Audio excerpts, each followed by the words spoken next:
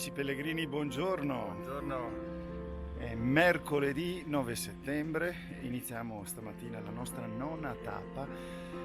Ci troviamo a Troina, arriveremo questo pomeriggio a Cesarò. Com'è la tappa di oggi, Luciano? Sembrerebbe un pochino più rilassante e tranquilla, 20 km con 500 metri di dislivello circa, perciò.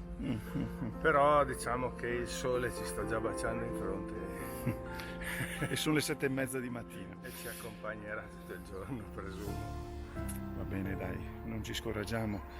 Amici pellegrini, ci aggiorniamo oggi pomeriggio. Buona giornata a tutti. Buona giornata.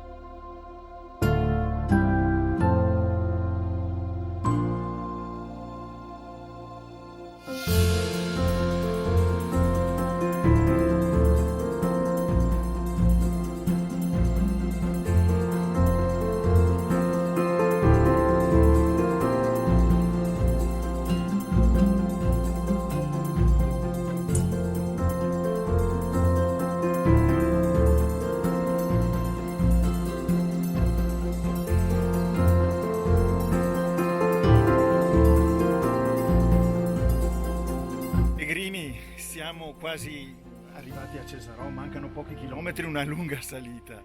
All'inizio della salita c'è questo straordinario agriturismo, lo Scudiero, con Giselle, che ci ha offerto dell'acqua e qualcosa da mangiare. Giselle, grazie intanto. Prego. E cosa diciamo ai pellegrini? Camminate. Camminate. Camminate, che la Sicilia è bella. È bella, ma anche questo luogo merita davvero, ma non così, merita per fermarsi, per stare qui qualche giorno immersi nella natura, nel silenzio, nella tranquillità. Giselle, grazie. Grazie. Alla prossima. Alla prossima. Alla prossima.